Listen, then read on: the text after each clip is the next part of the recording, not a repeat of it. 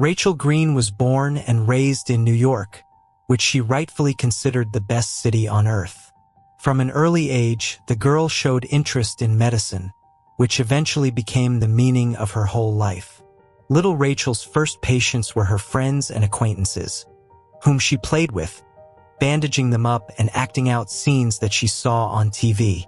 It all seemed like nothing more than a game, but Rachel knew that she would certainly achieve what she wanted. At first, the girl's mother didn't pay any attention to her hobby, and only when her daughter's love for medicine survived the challenging teenage years did the woman realize that they would soon have a doctor in their family. Despite the fact that the family wasn't all that wealthy, Penelope Green did everything to ensure that the social difference between her daughter and her peers wasn't too striking.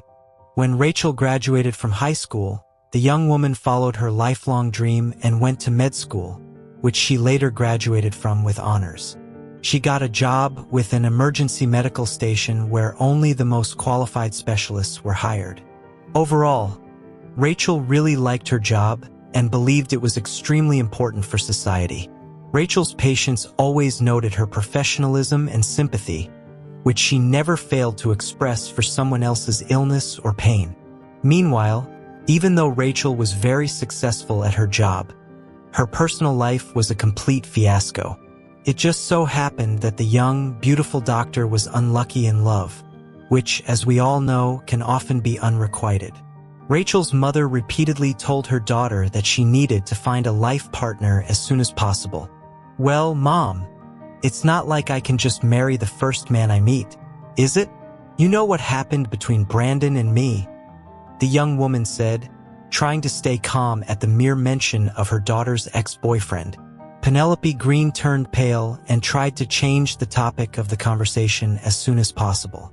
The woman remembered perfectly well how much suffering and pain her daughter went through after breaking up with Brandon, who turned out to be a rather miserable person. It's hard to say what exactly caused their breakup, but according to Rachel, she and Brandon simply weren't a good match. Of course, when they were young and full of energy, life seemed carefree and devoid of any problems. But as soon as you grow up a little and get burned in a failed relationship, you begin to appreciate what you used to have. Brandon had a bad temper. He was very suspicious of everything, and his fits of jealousy could drive anyone crazy. In all fairness, it's worth saying that the man wasn't always a brawler, and Rachel knew it like no one else. Brandon used to have his moments of peace and quiet, and then he was a kind and romantic young man with whom the young doctor would have gladly agreed to spend the rest of her life. Unfortunately, the bad outweighed the good, and the young people had to break up eventually. The breakup was very hard for Rachel since at some point, she used to think that their relationship was virtually perfect. Burying her face in her pillow, the young woman cried herself to sleep every night, which broke her mother's heart. Sure, 2 years later, the pain wasn't as sharp as it was before, but Rachel still couldn't get over it completely. Whenever she took Brandon's photo out of the closet, tears started flowing down her face, and it felt as if her heart could burst from the excruciating pain. That was why whenever Penelope Green talked to her daughter about marriage, she tried her best not to remind Rachel of her failed relationship with Brandon. Since Rachel's personal life was in shambles, she directed all of her time and energy to work. The management valued the complacent and responsible employee who could easily fill in for a colleague when they needed a sick day or deliberately take the most difficult calls received by the dispatcher. So it happened that day, the dispatcher got a call about an emergency situation in a restaurant. I wonder what happened there? Another stabbing or food poisoning perhaps? Like that time with the puffer fish? Rachel asked, making sure that her medical bags were fully stocked. Who knows? They said that one of the wedding guests was feeling sick, the driver answered. Rachel had been working with him for 3 years. At the mention of the wedding, the woman winced and chose to refrain from further comment.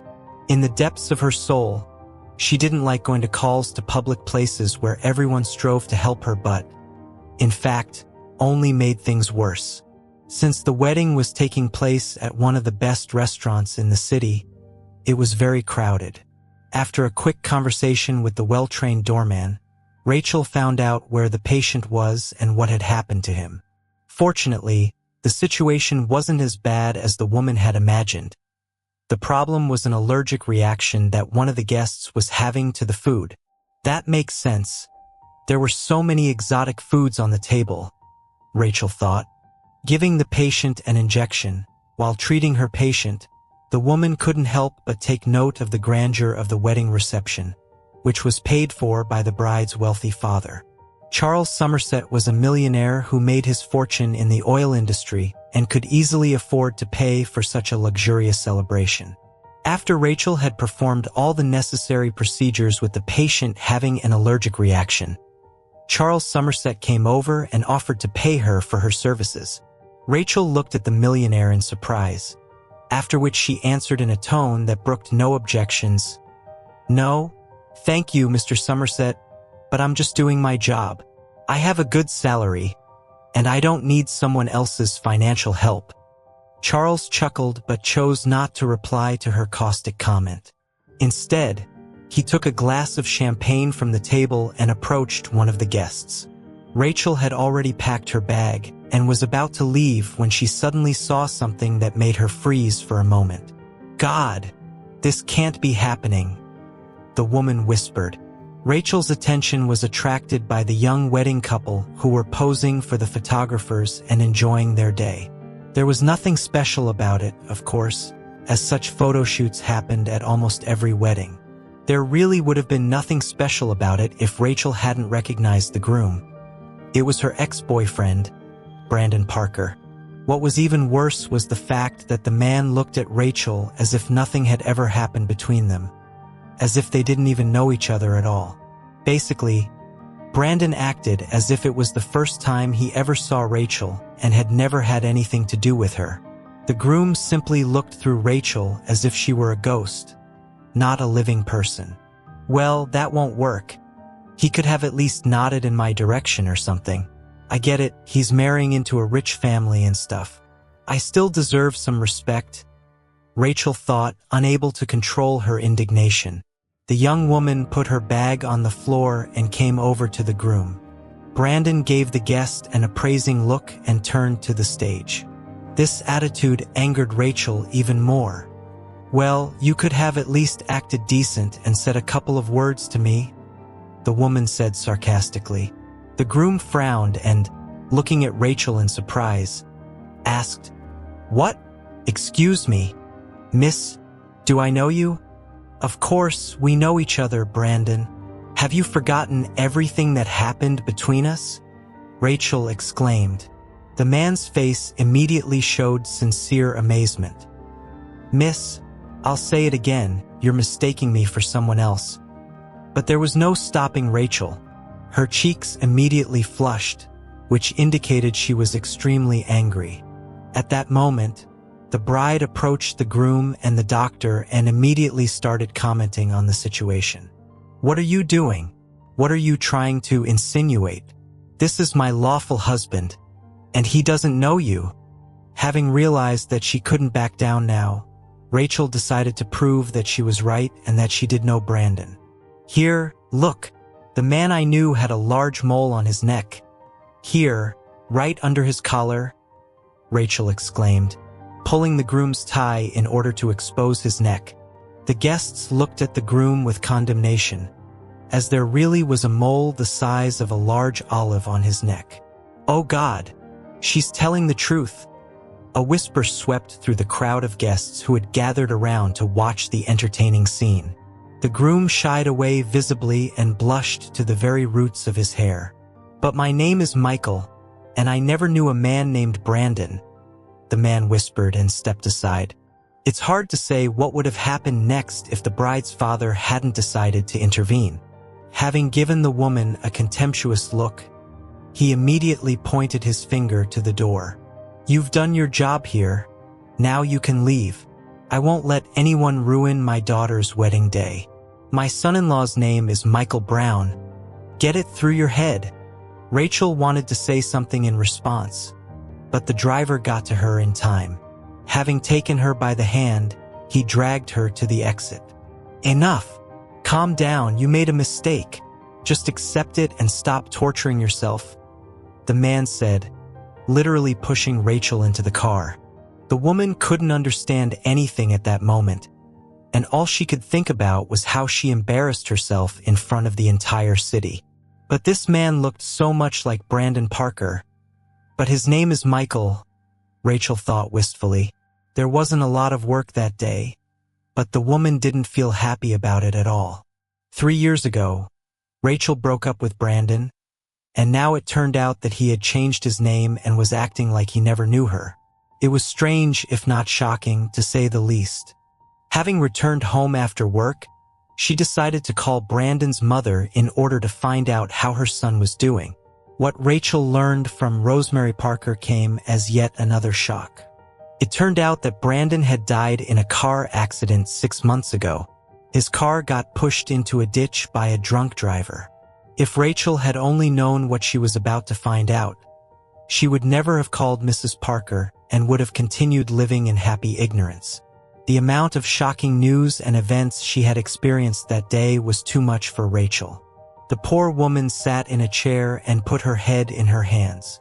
She felt like Alice from Alice in Wonderland, as if she fell into some strange world full of mysteries.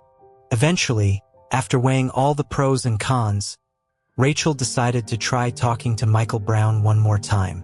It wasn't hard to find his phone number on social media, so within half an hour, she was already talking to the man. Naturally, she wasn't going to see Michael at his place, so she asked him to meet her in a cafe. Fortunately, Michael turned out to be a nice person who chose not to remind Rachel of her outbursts at his wedding. First of all, the woman told Michael that he looked exactly like Brandon Parker. "Well, I don't know what to tell you. I don't have any brothers. I grew up in an orphanage. Perhaps it's just a strange coincidence." Although having the same kind of mole is very unlikely to be coincidental, the man drawled thoughtfully.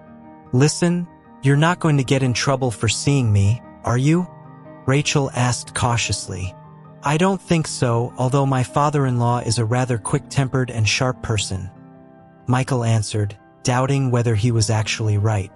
It was clear from the man's face that he wanted to get to the truth just as much as Rachel did. But there was no easy way to do it. Having gone through a lot of different theories and conjectures, the young people agreed that they needed to hire a private investigator. Michael took care of all the expenses associated with this endeavor. He actually turned out to be a very principled and fair person. As he was saying goodbye to Rachel, Michael couldn't have even suspected that an inconspicuous little man in a baseball cap pulled over his eyes was already following his every step. After the incident at the wedding, Charles Somerset had hired a man to secretly follow his son-in-law, and he regularly provided him with reports on Michael's activities. It turned out that while Michael was trying to unravel the mystery of his doppelganger, he was actually being watched as well. 2 weeks passed during which Michael and Rachel saw each other almost every day. They met purely for business purposes, so they never did anything that could be viewed as immoral. The investigation into Michael's doppelganger took a long time, and when the detective finally called them up and said that it was done, the joy of Michael and Rachel knew no bounds. As it turned out, Brandon and Michael were twin brothers who got separated in childhood by their mother 25 years ago. Rosemary Parker gave birth to twins as a single mother. She realized that she wouldn't be able to provide a decent life for her 2 kiddos, so the young mother left one of them at the door of the orphanage. Of course, this was a very hard decision to make, but Rosemary felt that she didn't have a choice at that time. Thus, Brandon stayed to live with his mother while Michael spent his childhood in an orphanage. Rosemary Parker kept this secret for a long 25 years, and the only person she shared it with was the detective who already had enough evidence on his hands as it was. "So that's the thing. I was right. You really do look exactly like Brandon," Rachel said, having recovered from the initial shock. Michael smiled back, imagining meeting his mother for the first time in his life. At that point, The young people felt that their joint project was over and that their lives would finally return to normal.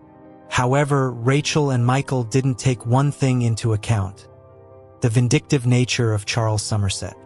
Having learned that his son-in-law was regularly meeting with some woman, the millionaire immediately jumped to the wrong conclusion and demanded that Michael divorce his daughter. Frankly speaking, Michael wasn't exactly opposed to this idea, since life with the rich man's spoiled daughter turned out to be simply unbearable. It was only then that Michael realized that marrying Amanda Somerset was a big mistake. Having received the desired freedom, the man couldn't help but turn his attention to Rachel, who had become a true friend to him during the time of their investigation. As we all know, more often than not, a friendship between a man and a woman evolves into a very different kind of relationship. Amanda and Michael were no exception. Having been united by a common cause, they started spending more and more time together. What's interesting is that if it weren't for the incident at the wedding, Rachel and Michael might have never even met.